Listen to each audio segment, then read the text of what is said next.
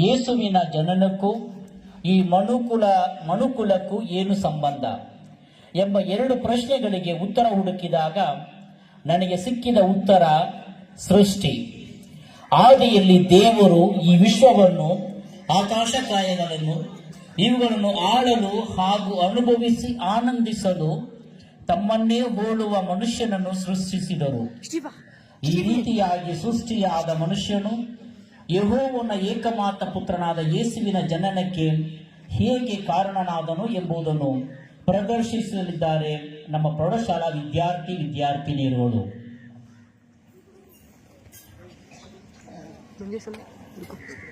ದೇವರು ಪರಲೋಕ ಭೂಲೋಕವನ್ನು ಸೃಷ್ಟಿ ಮಾಡಿದರು.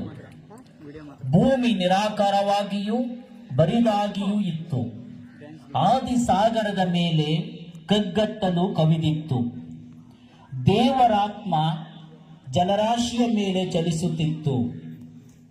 ಆಗ ದೇವರು ಬೆಳಕಾಗಲಿ ಎನ್ನಲು ಬೆಳಕಾಯಿತು. ದೇವರ ಕಣ್ಣಿಗೆ ಅದು ಚೆನ್ನಾಗಿ ಕಂಡಿತ್ತು. ಅವರು ಬೆಳಕನ್ನು ಕತ್ತಲೆಯನ್ನು ಬೇರೆ ಬೇರೆ ಮಾಡಿ ಬೆಳಕಿಗೆ ಹಗಲೆಂದು ಕತ್ತಲೆಗೆ ಇರುಳೆಂದು ಹೆಸರಿಟ್ಟರು. ಹೀಗೆ ಬೈಗೂ ಬೆಳಗೂ ಆಗಿ ಮೊದಲನೆಯ ದಿನವಾಯಿತು. ಬಳಿಕ ದೇವರು ಜಲರಾಶಿಯ ನಡುವೆ ವಿಸ್ತಾರವಾದ ಒಂದು ಗುಮ್ಮಟವು ಉಂಟಾಗಲಿ, ಅದು ಕೆಳಗಿನ ನೀರನ್ನು ಮೇಲಿನ ನೀರನ್ನು ಬೇರೆ ಬೇರೆ ಮಾಡಲಿ ಎಂದರು. ಹಾಗೆಯೇ ಆಯಿತು. ಹೀಗೆ ದೇವರು ವಿಸ್ತಾರವಾದ ಗುಮ್ಮಟವೊಂದನ್ನು ಮಾಡಿ ಕೆಳಗಿದ್ದ ನೀರನ್ನು ಮೇಲಿದ್ದ ನೀರಿನಿಂದ ವಿಂಗಡಿಸಿದರು. ದೇವರು ಆ ಗುಮ್ಮಟಕ್ಕೆ ಆಕಾಶ ಎಂದು ಹೆಸರಿಟ್ಟರು. ಹೀಗೆ ಬೈಗೂ ಬೆಳಗೂ ಆಗಿ 2ನೆಯ ದಿನ ಆಯಿತು. ಅನಂತರ ದೇವರು ಆಕಾಶದ ಕೆಳಗಿರುವ ನೀರೆಲ್ಲ ಒಂದೇ ಸ್ಥಳದಲ್ಲಿ ಕೂಡಿಕೊಳ್ಳಲಿ, ಒಣನೆಲವು ಕಾಣಿಸಿಕೊಳ್ಳಲಿ ಎಂದರು. ಹಾಗೆಯೇ ಆಯಿತು. ದೇವರು ಒಣನೆಲಕ್ಕೆ ಭೂಮಿ ಎಂದು ಜಲರಾಶಿಗೆ ಸಮುದ್ರ ಎಂದು ಹೆಸರಿಟ್ಟರು. ದೇವರ ಕಣ್ಣಿಗೆ ಅದು ಚೆನ್ನಾಗಿ ಕಂಡಿತ್ತು. ತರುವಾಯ ದೇವರು ಭೂಮಿಯಲ್ಲಿ ಸಸ್ಯಗಳನ್ನು, ಎಲ್ಲಾ ತರದ ದವಸ ಧಾನ್ಯ, ಹಣ್ಣು ಹಂಪಲು ಇವುಗಳನ್ನು ಬಿಡುವ ಮರಗಿಡ ಬಳ್ಳಿಗಳನ್ನು ಬೆಳೆಯಿಸಲಿ ಎಂದರು. ಅದು ಹಾಗೆಯೇ ಆಯಿತು. ಭೂಮಿಯಲ್ಲಿ ಸಸ್ಯಗಳು ಬೆಳೆದವು. ಎಲ್ಲಾ ತರದ ದವಸ ಧಾನ್ಯಗಳನ್ನು, ಹಣ್ಣು ಹಂಪಲುಗಳನ್ನು ಬಿಡುವ ಗಿಡಮರ ಬಳ್ಳಿಗಳು ಕಾಣಿಸಿಕೊಂಡವು. ದೇವರ ಕಣ್ಣಿಗೆ ಅವು ಚೆನ್ನಾಗಿ ಕಂಡವು. ಹೀಗೆ ಬೈಗೂ ಬೆಳಗೂ ಆಗಿ 3ನೆಯ ದಿನವಾಯಿತು. ಅದಾದ ನಂತರ ದೇವರು ಹಗಲು ಇರುಳುಗಳನ್ನು ಬೇರೆ ಬೇರೆ ಮಾಡಲು, ಋತು ಕಾಲಗಳನ್ನು, ದಿನ ಸಂವತ್ಸರಗಳನ್ನು ಸೂಚಿಸಲು ಹಾಗೂ ಭೂಮಿಗೆ ಬೆಳಕನ್ನೀಯಲು ಆಕಾಶ ದೀಪಗಳು ಉಂಟಾಗಲಿ ಎಂದರು. ಹಾಗೆಯೇ ಆಯಿತು. ಹಗಲನ್ನಾಳುವುದಕ್ಕೆ ಸೂರ್ಯನನ್ನು, ಇರುಳನ್ನಾಳುವುದಕ್ಕೆ ಚಂದ್ರನನ್ನು, ಹೀಗೆ 2 ದೀವಿಗೆಗಳನ್ನು ಸೃಷ್ಟಿ ಮಾಡಿದರು. ಅದು ಮಾತ್ರವಲ್ಲ, ನಕ್ಷತ್ರಗಳನ್ನು ಅವರು ಸೃಷ್ಟಿ ಮಾಡಿದರು. ಆ ದೀವಿಗೆಗಳನ್ನು ಆಕಾಶದಲ್ಲಿ ಇಟ್ಟು ಭೂಮಿಗೆ ಬೆಳಕನ್ನೀಯುವಂತೆ ಮಾಡಿದರು. ಹಾಗೂ ಹಗಲಿರುಳುಗಳನ್ನು ಆಳುವುದಕ್ಕೂ ಬೆಳಕನ್ನು ಕತ್ತಲನ್ನು ಬೇರೆ ಬೇರೆ ಮಾಡುವುದಕ್ಕೂ ಅವುಗಳನ್ನು ನೇಮಿಸಿದರು. ದೇವರ ಕಣ್ಣಿಗೆ ಅದು ಚೆನ್ನಾಗಿ ಕಂಡಿತ್ತು. ಹೀಗೆ ಬೈಗೂ ಬೆಳಗೂ ಆಗಿ 4ನೇ ದಿನ ಆಯಿತು. ಆಮೇಲೆ ದೇವರು ಹಲವಾರು ಜಂತುಗಳು ನೀರಿನಲ್ಲಿ ತುಂಬಿಕೊಳ್ಳಲಿ, ಭೂಮಿ ಆಕಾಶಗಳ ನಡುವೆ ಪಕ್ಷಿಗಳು ಹಾರಾಡಲಿ ಎಂದರು. ಈ ಪ್ರಕಾರ ದೇವರು ದೊಡ್ಡ ಜಲಚರಗಳನ್ನು, ನೀರಿನಲ್ಲಿ ತುಂಬಿರುವ ನಾನಾ ವಿಧವಾದ ಜೀವ ಜಂತುಗಳನ್ನು, ರೆಕ್ಕೆಗಳುಳ್ಳ ಸಕಲ ವಿಧವಾದ ಪಕ್ಷಿಗಳನ್ನು ಸೃಷ್ಟಿ ಮಾಡಿದರು. ದೇವರ ದೃಷ್ಟಿಗೆ ಅದು ಚೆನ್ನಾಗಿ ಕಂಡಿತ್ತು. ಅವುಗಳಿಗೆ ದೇವರು, ನೀವು ಅಭಿವೃದ್ಧಿಯಾಗಿ ಹೆಚ್ಚಿರಿ, ಜಲಚರಗಳು ಸಮುದ್ರದ ನೀರಿನಲ್ಲಿ ತುಂಬಿಕೊಳ್ಳಲಿ, ಪಕ್ಷಿಗಳು ಭೂಮಿಯ ಮೇಲೆ ಹೆಚ್ಚಲಿ ಎಂದು ಹೇಳಿ ಆಶೀರ್ವದಿಸಿದರು. ಹೀಗೆ ಬೈಗೂ ಬೆಳಗೂ ಆಗಿ 5ನೆಯ ದಿನ ಆಯಿತು. ಆ ಬಳಿಕ ದೇವರು ಭೂಮಿಯಿಂದ ಎಲ್ಲಾ ತರದ ಜೀವ ಜಂತುಗಳು ಸೃಷ್ಟಿಯಾಗಲಿ, ದೊಡ್ಡ ಚಿಕ್ಕ ಸಾಕು ಪ್ರಾಣಿಗಳು, ಕಾಡು ಮೃಗಗಳು ಹುಟ್ಟಲಿ ಎಂದರು. ಅಂತೆಯೇ ಆಯಿತು. ಎಲ್ಲಾ ತರದ ದೊಡ್ಡ ಚಿಕ್ಕ ಕಾಡು ಮೃಗಗಳನ್ನು, ಸಾಕು ಪ್ರಾಣಿಗಳನ್ನು, ನೆಲದ ಮೇಲೆ ಹರಿದಾಡುವ ಕ್ರಿಮಿಕೀಟಗಳನ್ನು ದೇವರು ಸೃಷ್ಟಿ ಮಾಡಿದರು. ಅವರ ನೋಟಕ್ಕೆ ಅದು ಚೆನ್ನಾಗಿ ಕಂಡಿತ್ತು. ಅದಾದ ನಂತರ ದೇವರು ನಮ್ಮಂತೆಯೇ ಇರುವ ಹಾಗೂ ನಮ್ಮನ್ನು ಹೋಲುವ ಮನುಷ್ಯರನ್ನು ಉಂಟು ಮಾಡೋಣ. ಅವರು ಸಮುದ್ರದಲ್ಲಿರುವ ಮೀನುಗಳ ಮೇಲೆಯೂ, ಅಂತರಿಕ್ಷದಲ್ಲಿ ಹಾರಾಡುವ ಪಕ್ಷಿಗಳ ಮೇಲೆಯೂ, ದೊಡ್ಡ ಚಿಕ್ಕ ಸಾಕು ಪ್ರಾಣಿ ಹಾಗೂ ಕಾಡು ಮೃಗಗಳ ಮೇಲೆಯೂ, ನೆಲದ ಮೇಲೆ ಹರಿದಾಡುವ ಕ್ರಿಮಿಕೀಟಗಳ ಮೇಲೆಯೂ ದೊರೆತನ ಮಾಡಲಿ ಎಂದರು. ದೇವರಾದ ಸರ್ವೇಶ್ವರ ಸ್ವಾಮಿ ಪರಲೋಕ ಭೂಲೋಕಗಳನ್ನು ಸೃಷ್ಟಿ ಮಾಡಿದಾಗ ಯಾವ ಗಿಡಗಳು ಭೂಮಿಯಲ್ಲಿ ಇರಲಿಲ್ಲ, ಯಾವ ಬೀಜವೂ ಮೊಳತಿರಲಿಲ್ಲ. ಏಕೆಂದರೆ ದೇವರಾದ ಸರ್ವೇಶ್ವರ ಭೂಮಿಯ ಮೇಲೆ ಮಳೆಯನ್ನು ಸುರಿಸಿರಲಿಲ್ಲ. ಭೂಮಿಯನ್ನು ವ್ಯವಸಾಯ ಮಾಡಲು ಮನುಷ್ಯನೂ ಇರಲಿಲ್ಲ. ಆದರೂ ಭೂಮಿಯಿಂದ ನೀರು ಉಕ್ಕಿ ಬಂದು ನೆಲಕ್ಕೆ ನೀರೆರೆಯುತ್ತಿತ್ತು. ಹೀಗಿರಲು ದೇವರಾದ ಸರ್ವೇಶ್ವರ ನೆಲದ ಮಣ್ಣಿನಿಂದ ಮನುಷ್ಯನನ್ನು ರೂಪಿಸಿ ಅವನ ಮೂಗಿನಲ್ಲಿ ಜೀವ ಶ್ವಾಸವನ್ನು ಊದಿದರು. ಆಗ ಮನುಷ್ಯನು ಜೀವಾತ್ಮನಾದನು. ಇದಲ್ಲದೆ ದೇವರಾದ ಸರ್ವೇಶ್ವರ ಪೂರ್ವ ದಿಕ್ಕಿನಲ್ಲಿರುವ ಏದೇನ್ ಪ್ರದೇಶದಲ್ಲಿ ಒಂದು ಉದ್ಯಾನವನ್ನು ಮಾಡಿ ತಾವು ರೂಪಿಸಿದ ಮನುಷ್ಯನನ್ನು ಅದರಲ್ಲಿ ಇರಿಸಿದರು. ನೋಟಕ್ಕೆ ರಮ್ಯವೂ ಊಟಕ್ಕೆ ರುಚಿಕರವೂ ಆದ ನಾನಾ ತರದ ಮರಗಳನ್ನು ದೇವರಾದ ಸರ್ವೇಶ್ವರ ಅಲ್ಲಿ ಬೆಳೆಯ ಮಾಡಿದರು. ಆ ವನದ ಮಧ್ಯದಲ್ಲಿ ಜೀವದಾಯಕ ವೃಕ್ಷವನ್ನು ಹಾಗೂ ಒಳಿತು ಕೆಡುಕುಗಳ ಅರಿವನ್ನು ಮೂಡಿಸುವ ವೃಕ್ಷವನ್ನು ಬೆಳೆಸಿದರು. ದೇವರಾದ ಸರ್ವೇಶ್ವರ ಆ ಮನುಷ್ಯನನ್ನು ಕರೆದುಕೊಂಡು ಹೋಗಿ ಏದೇನ್ ವನವನ್ನು ಕೃಷಿ ಮಾಡುವುದಕ್ಕೂ ಕಾಯುವುದಕ್ಕೂ ಅದರಲ್ಲಿ ಬಿಟ್ಟರು.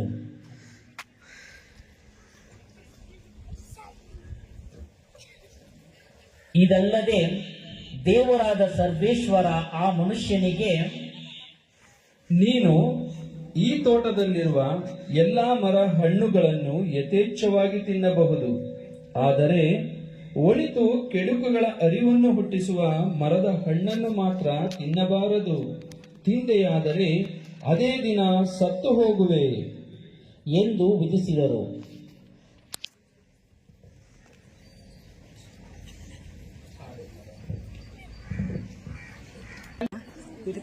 ಅನಂತರ ದೇವರಾದ ಸರ್ವೇಶ್ವರ, ಮನುಷ್ಯನು ಒಂಟಿಯಾಗಿರುವುದು ಒಳ್ಳೆಯದಲ್ಲ, ಅವನಿಗೆ ಸರಿಬೀಳುವ ಸಹಕಾರಿಯನ್ನು ಸೃಷ್ಟಿ ಮಾಡುವೆನು ಎಂದರು. ಜಂತುಗಳನ್ನು, ಆಕಾಶದ ಪಕ್ಷಿಗಳನ್ನು ಮಣ್ಣಿನಿಂದ ನಿರ್ಮಿಸಿದ ಅವರು, ಮನುಷ್ಯನು ಇವುಗಳಿಗೆ ಏನು ಹೆಸರಿಡುವನು ನೋಡೋಣವೆಂದು ಅವನ ಬಳಿಗೆ ಅವುಗಳನ್ನು ಬರಮಾಡಿದರು. ಆ ಮನುಷ್ಯನು ಒಂದೊಂದು ಪ್ರಾಣಿಗೆ ಯಾವ ಯಾವ ಹೆಸರಿಟ್ಟನೋ ಅದೇ ಅವುಗಳಿಗೆ ಹೆಸರಾಯಿತು. ಹೀಗೆ ಮನುಷ್ಯನು ಎಲ್ಲಾ ಸಾಕು ಪ್ರಾಣಿಗಳಿಗೂ, ಆಕಾಶದ ಪಕ್ಷಿಗಳಿಗೂ, ಕಾಡು ಮೃಗಗಳಿಗೂ ಹೆಸರಿಟ್ಟನು. ಆದರೆ ಅವನಿಗೆ ಸರಿಬೀಳುವ ಜೊತೆಗಾರ್ತಿ ಅವುಗಳಲ್ಲಿ ಕಾಣಿಸಲಿಲ್ಲ. ಹೀಗಿರುವಲ್ಲಿ ದೇವರಾದ ಸರ್ವೇಶ್ವರ ಆ ಮನುಷ್ಯನಿಗೆ ಗಾಢ ನಿದ್ರೆಯನ್ನು ಬರಮಾಡಿದರು. ಅವನು ನಿದ್ರಿಸುತ್ತಿರುವಾಗ ಅವನ ಪಕ್ಕೆಯ ಆ ಎಲುಬನ್ನು ಮಹಿಳೆಯನ್ನಾಗಿ ಮಾಡಿ ಆಕೆಯನ್ನು ಅವನ ಬಳಿಗೆ ಬರಮಾಡಿದರು.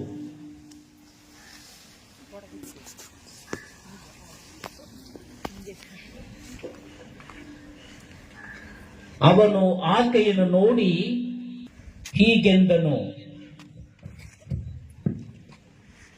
ಸರಿ, ನನಗೀಗ ಇವಳು ನನ್ನೆಲುಬಿನ ಎಲುಬು, ನನ್ನೊಡಲಿನ ಒಡಲು. ನರನಿಂದ ಉತ್ಪತ್ತಿಯಾದವಳನ್ನು ನಾರಿಯೆಂದೇ ಕರೆಯುವೆ. ಈ ಕಾರಣ ಪುರುಷನು ತಂದೆ ತಾಯಿಗಳನ್ನು, ತನ್ನ ಹೆಂಡತಿಯನ್ನು ಸೇರಿಕೊಳ್ಳುವನು, ಅವರಿಬ್ಬರು ಒಂದೇ ಒಡಲಾಗಿ ಬಾಳುವರು. ಆ ಸ್ತ್ರೀ ಪುರುಷರಿಬ್ಬರು ಬೆತ್ತಲೆಯಾಗಿದ್ದರೂ ನಾಚಿಕೊಳ್ಳಲಿಲ್ಲ. ಪರಮೇಶ್ವರನಾದ ದೇವರು ಉಂಟು ಮಾಡಿದ ಭೂಜಂತುಗಳಲ್ಲಿ ಅತಿಥಿ ಉಳ್ಳದು ಸರ್ಪ.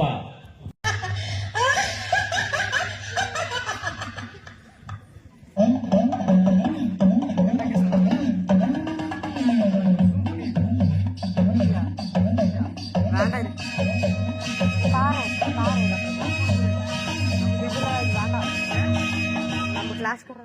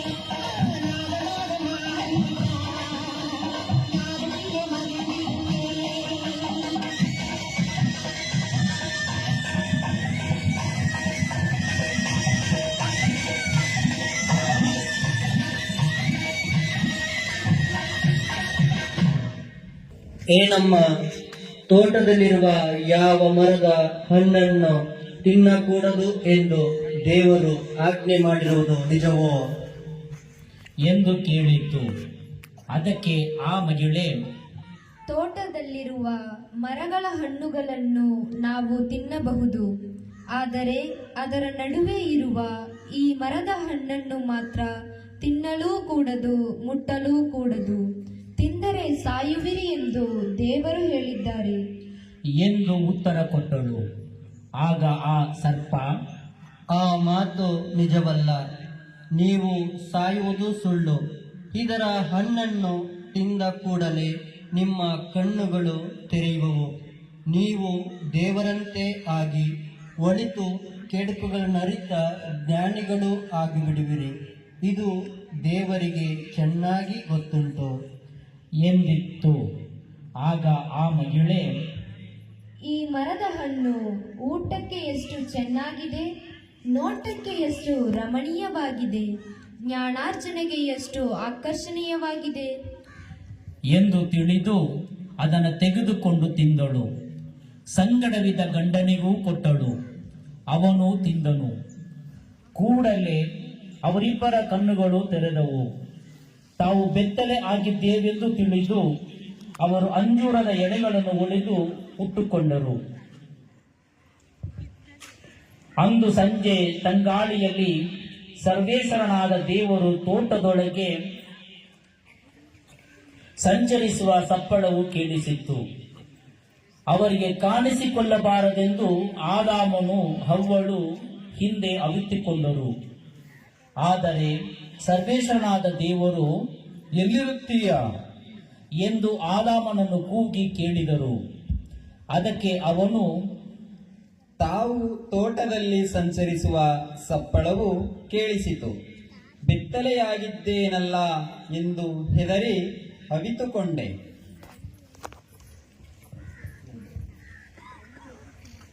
ಎಂದನು.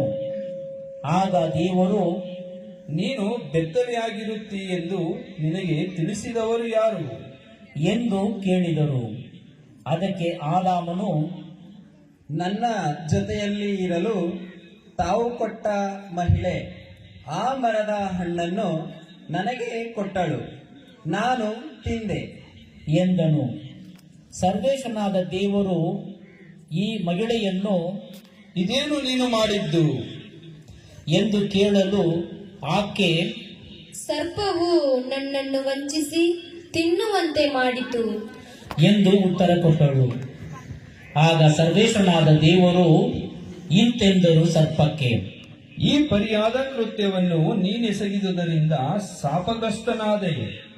ಎಲ್ಲ ಪಶು ಪ್ರಾಣಿಗಳಿಗಿಂತ ಹರಿದಾಡುವೆ ಹೊಟ್ಟೆಯ ಮೇಲೆ, ಇಂದಿನಿಂದ ತಿನ್ನುವೆ ಮಣ್ಣನ್ನೇ ಜೀವಮಾನ ಪರ್ಯಂತ. ಹಗೆತನವಿರಿಸುವೆನು ನಿನಗೂ ಈ ಮಹಿಳೆಗೂ, ನಿನ್ನ ಸಂತಾನಕ್ಕೂ ಇವಳ ಸಂತಾನಕ್ಕೂ. ಜಜ್ಜುವುದಿವಳ ಸಂತಾನ ನಿನ್ನ ತಲೆಯನ್ನು, ಕಚ್ಚುವೆ ನೀನಾ ಸಂತಾನದ ಹಿಮ್ಮಡಿಯನ್ನು. ಬಳಿಕ ಆ ಮಹಿಳೆಗೆ, ಹೆಚ್ಚಿಸುವೆನು ಪ್ರಸವ ಕಾಲದ ನಿನ್ನ ವೇದನೆಯನ್ನು, ಹೆರುವೆ ನೀ ಸಂಕಟದಿಂದಲೇ ಮಕ್ಕಳನ್ನು. ಆದರೂ ನಿನಗಿರುವುದು ಗಂಡನ ಬಯಕೆ, ಒಳಗಾಗುವೆ ನೀನು ಆತನ ಒಡೆತನಕ್ಕೆ. ಅನಂತರ ಆದಾಮನಿಗೆ, ತಿನ್ನಬಾರದೆಂದು ನಾ ವಿಧಿಸಿದ ಮರದ ಹಣ್ಣನ್ನು ತಿಂದೆ ನೀನು. ಕೇಳಿ ನಿನ್ನ ಮಡದಿಯ ಮಾತನ್ನು, ಇದ ಕಾರಣ ಹಾಕಿರುವೆನು ಶಾಪ. ಹೊಲ ನೆಲಕ್ಕೆ ದುಡಿವೆ ನೀನು ಜೀವಮಾನವಿಡೀ ಅದರ ಕೃಷಿಗೆ.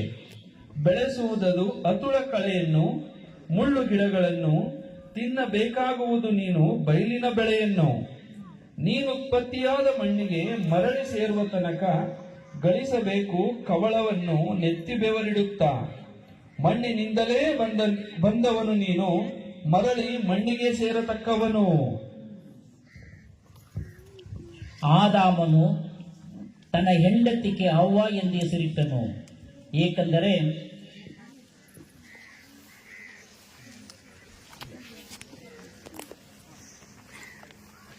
ಕುಲಕ್ಕೆ ಮೂಲ ಮಾತೆ ಆಕೆ. ಸರ್ವೇಶ್ವರನಾದ ದೇವರು ಆದಾಮನಿಗೂ ಆತನ ಹೆಂಡತಿಗೂ ಚರ್ಮದ ಅಂಗಿಗಳನ್ನು ಮಾಡಿ ತೊಡಿಸಿದರು. ಹಲವು ರೀತಿಯ ಎಚ್ಚರಿಕೆಯನ್ನು ನೀಡಿದರು. ಪ್ರವಾದಿಗಳ ಮುಖಾಂತರ ಎಚ್ಚರಿಕೆಯ ಸಂದೇಶವನ್ನು ನೀಡಿದರು.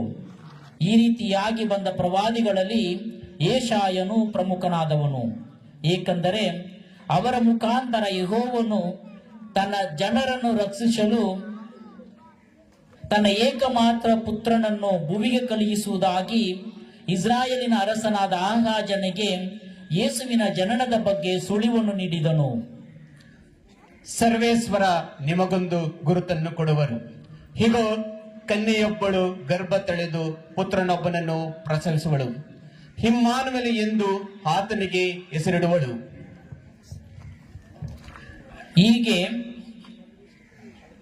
ಹೀಗೆ ಆದಾಮನಿಂದ ಅಬ್ರಗಾಮನವರೆಗೂ, ನಂತರ ಅಬ್ರಗಾಮನಿಂದ ದಾವೀದನವರೆಗೂ ಒಟ್ಟು 14 ತಲೆಗಳು.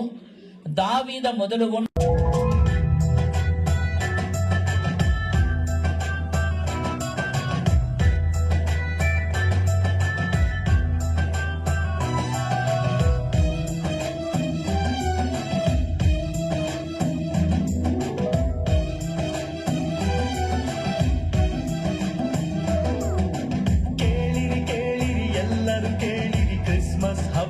ಕಥೆಯನ್ನ, ಜಗದ ಎಲ್ಲ ಜನರಿಗೆ ಸಂಭ್ರಮ ತರುವ ಕ್ರಿಸ್ಮಸ್ ಕಥೆಯನ್ನ, ಕ್ರಿಸ್ಮಸ್ ಕಥೆಯನ್ನ. ಕೇಳಿರಿ ಕೇಳಿರಿ ಎಲ್ಲರೂ ಕೇಳಿರಿ ಕ್ರಿಸ್ಮಸ್ ಹಬ್ಬದ ಕಥೆಯನ್ನ, ಜಗದ ಎಲ್ಲ ಜನರಿಗೆ ಸಂಭ್ರಮ ತರುವ ಕ್ರಿಸ್ಮಸ್ ಕಥೆಯನ್ನ, ಕ್ರಿಸ್ಮಸ್ ಕಥೆಯನ್ನ.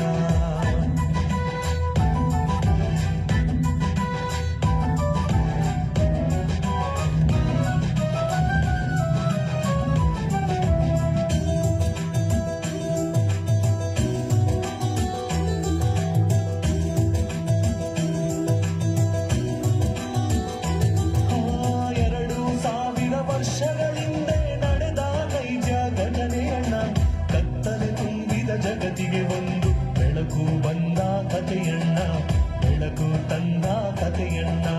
2000 ವರ್ಷಗಳಿಂದೆ ನಡೆದ ನೈಜ ಘಟನೆಯನ್ನ, ಕತ್ತಲೆ ತುಂಬಿದ ಜಗತ್ತಿಗೆ ಒಂದು ಬೆಳಕು ಬಂದ ಕಥೆಯನ್ನ, ಬೆಳಕು ತಂದ ಕಥೆಯನ್ನ. ಕೇಳಿರಿ ಕೇಳಿರಿ ಎಲ್ಲರೂ ಕೇಳಿರಿ ಕ್ರಿಸ್ಮಸ್ ಹಬ್ಬದ ಕಥೆಯನ್ನ, ಜಗದ ಎಲ್ಲ ಜನರಿಗೆ ಸಂಭ್ರಮ ತರುವ ಕ್ರಿಸ್ಮಸ್ ಕಥೆಯನ್ನ, ಕ್ರಿಸ್ಮಸ್ ಕಥೆಯನ್ನ. ಮಾನವನನ್ನು ಪ್ರೀತಿಯಿಂದ ಸೃಷ್ಟಿ ಮಾಡಿದ ದೇವರು ಇತರ ಎಲ್ಲಾ ಸೃಷ್ಟಿಗಳ ಮೇಲೆ ಅವನಿಗೆ ಒಡೆತನವನ್ನು ನೀಡುತ್ತಾರೆ. ಆದರೆ ಮಾನವ ದೇವರ ಇಚ್ಛೆಗೆ ವಿರುದ್ಧವಾಗಿ ನಡೆದು ಪಾಪ ಅನಾಚಾರಗಳಲ್ಲಿ ಬಿದ್ದಾಗ ದೇವರು ತಮ್ಮ ಒಬ್ಬನೇ ಮಗನನ್ನು ಭೂಮಿಗೆ ಕಳುಹಿಸುವ ನಿರ್ಧಾರ ಮಾಡುತ್ತಾರೆ. ಅನೇಕ ಪ್ರವಾದಿಗಳು ಹಾಗೂ ಸಜ್ಜನರ ಮೂಲಕ ಈ ಬಗ್ಗೆ ಸೂಚನೆ ನೀಡುತ್ತಾರೆ. ಇಗೋ, ಸರ್ವೇಶ್ವರನು ಬರುತ್ತಿದ್ದಾನೆ, ಅವನಿಗೆ ಮಾರ್ಗವನ್ನು ಸಿದ್ಧಪಡಿಸಿರಿ, ದಾರಿಯನ್ನು ಸರಾಗ ಮಾಡಿರಿ, ಬೆಟ್ಟ ಗುಡ್ಡಗಳನ್ನು ನೆಲಸಮ ಮಾಡಿರಿ, ಹಳ್ಳ ಕೊಳ್ಳಗಳನ್ನು ಸಮ ಮಾಡಿರಿ. ಇಗೋ ಇಗೋ ನಮ್ಮ ಸರ್ವೇಶ್ವರನು ಬರುತ್ತಿದ್ದಾನೆ.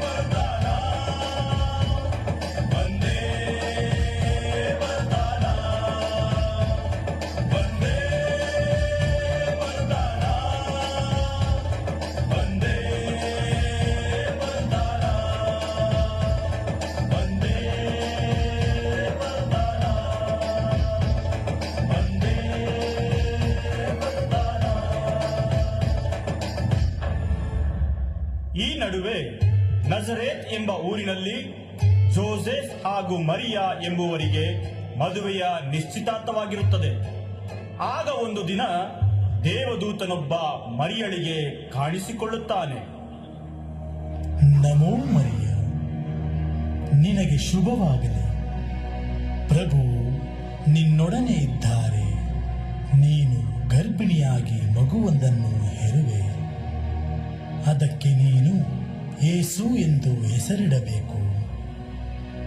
ಆಗ ಮರಿಯ, ನಾನು ಪ್ರಭುವಿನ ದಾಸಿ, ಅವರು ಹೇಳಿದಂತೆ ನಡೆಯಲಿ ಎಂದು ತಲೆಬಾಗುತ್ತಾಳೆ. ಜೋಸೆಫನಿಗೆ ಕನಸಿನಲ್ಲಿ ದೂತನು ಕಾಣಿಸಿಕೊಂಡು ಪವಿತ್ರಾತ್ಮರ ಶಕ್ತಿಯಿಂದ ಮರಿಯಳು ಗರ್ಭಧರಿಸಿದ್ದನ್ನು ತಿಳಿಸಿದಾಗ ಜೋಸೆಫ್ ಮರಿಯಳನ್ನು ಮದುವೆಯಾಗುತ್ತಾನೆ.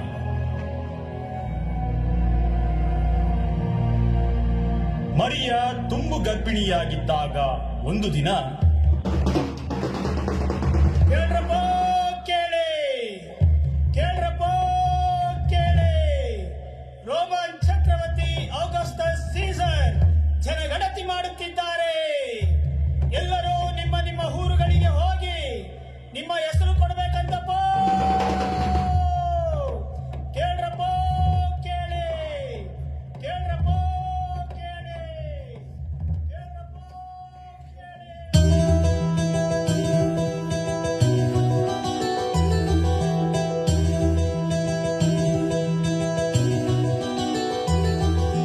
ತುಂಬು ಗರ್ಭಿಣಿ ಮರಿಯಳ ಕೂಡಿ ಜೋಸೆಫ್ ಹೊರಟನು. ಆ ಕ್ಷಣದಿ ದಾವಿದ ವಂಶದ ಜೋಸೆಫ್ ಹೊರಟನು ಬೆತ್ಲೆಹೇಮಿನ ಮಾರ್ಗದಲ್ಲಿ, ಬೆತ್ಲೆಹೇಮಿನ ಮಾರ್ಗದಲ್ಲಿ.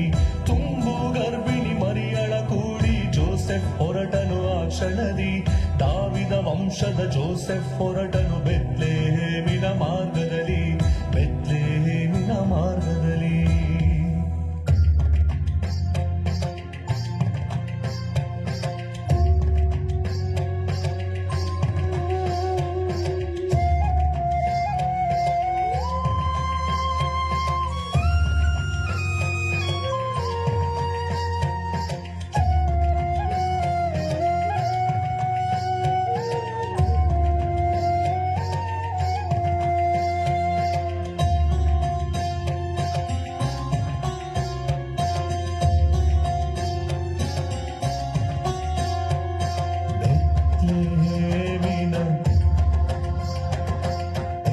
ಬೆತ್ಲೆಹೇಮಿನ ಪಟ್ಟಣದಲ್ಲಿ ಎಲ್ಲೂ ಒಂದು ಮನೆಯಿಲ್ಲ. ಲೋಕದ ರಕ್ಷಕನಿಗೆ ಜನಿಸಲು ನೆಲೆಯಿಲ್ಲ. ದನಗಳ ಗೋದಲಿಯೊಂದು ದೊರಕಿತು ಅವಳಿಗೆ. ಸ್ವರ್ಗದಿಂದ ಬಂದ ದೇವನು ಜನಿಸಿದ ಈ ಜಗದೊಳು.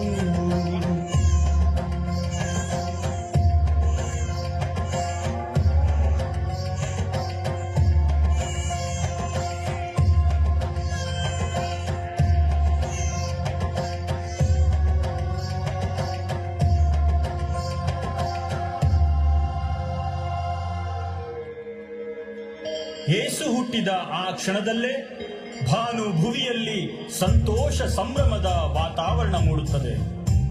ಪೂರ್ವ ದಿಕ್ಕಿನಲ್ಲಿ ಪ್ರಕಾಶಮಾನವಾದ ನಕ್ಷತ್ರವೊಂದು ಕಾಣಿಸಿಕೊಳ್ಳುತ್ತದೆ. ಹತ್ತಿರದ ಹೊಲಗಳಲ್ಲಿ ಕುರಿಗಳನ್ನು ಕಾಯುತ್ತಿದ್ದ ಗೊಲ್ಲರಿಗೆ ದೇವದೂತನೊಬ್ಬ ಕಾಣಿಸಿಕೊಳ್ಳುತ್ತಾನೆ.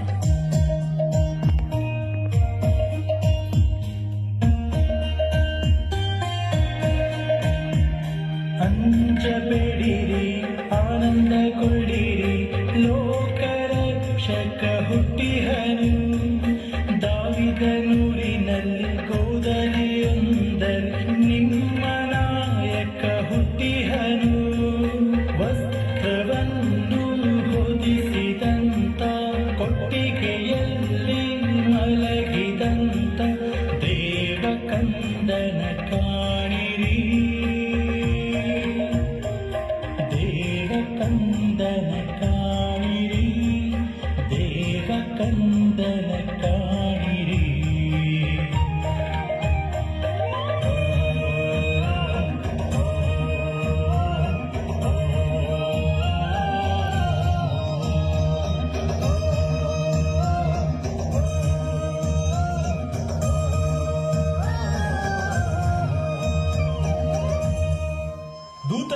ಮಾತನ್ನು ಕೇಳಿದ ಕುರುಬರು ಸಂತಸದಿಂದ ಗೋದಲಿಯತ್ತ ನಡೆಯುತ್ತಾರೆ. ಇದೇ ಸಮಯದಲ್ಲಿ ಆಕಾಶದಲ್ಲಿ ಕಾಣಿಸಿಕೊಂಡ ದೂತರ ಗುಂಪು ಮಹೋನ್ನತದಲ್ಲಿ ದೇವರಿಗೆ ಮಹಿಮೆ, ಭೂಲೋಕದಲ್ಲಿ ಸುಮನಜರಿಗೆ ಶಾಂತಿ ಎಂದು ಹಾಡುತ್ತದೆ.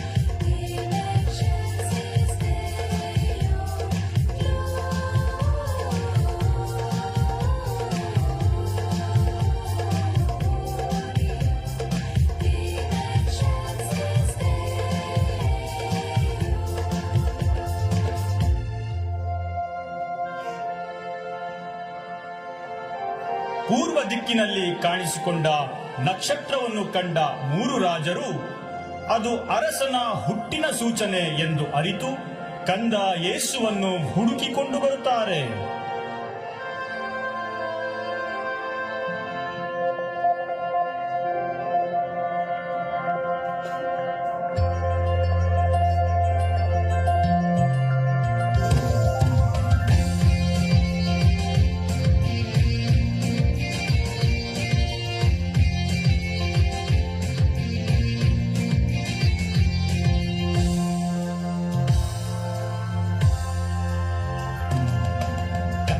ಕಾಣುವ ತವಕದಲ್ಲಿ ದೂರದ ರಾಜರು ಬಂದು ತಾರೆಯ ಹಿಂದೆ ಸಾಗುತ್ತಲೇ ಗೋದಲಿ ಮುಂದೆ ನಿಂದು.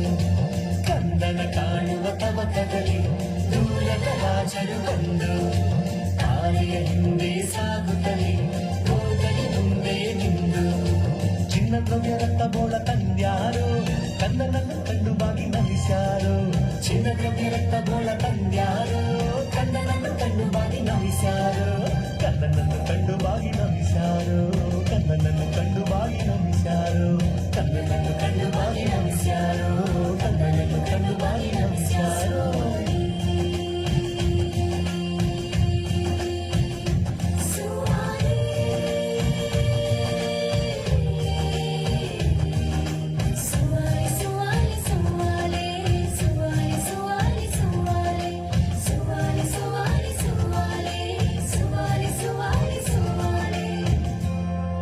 ಬರುವಾಗ ಹೆರೋದ ರಾಜನನ್ನು ಭೇಟಿ ಮಾಡಿದ್ದ ಈ ರಾಜರು ಮತ್ತೆ ಅವನಲ್ಲಿಗೆ ಹೋಗದಂತೆ ದೂತನ ಸಂದೇಶ ಅವರಿಗೆ ಸಿಗುತ್ತದೆ. ಅವರು ಮತ್ತೊಂದು ಮಾರ್ಗದಲ್ಲಿ ಹಿಂದಿರುಗುತ್ತಾರೆ. ಇತ್ತ ಜೋಸೆಫ್ ಮತ್ತು ಮರಿಯಾ ಹೆರೋದನಿಂದ ತಪ್ಪಿಸಿಕೊಳ್ಳಲು ಕಂದ ಯೇಸುವಿನೊಡನೆ ಈಜಿಪ್ಟಿಗೆ ಹೋಗುತ್ತಾರೆ.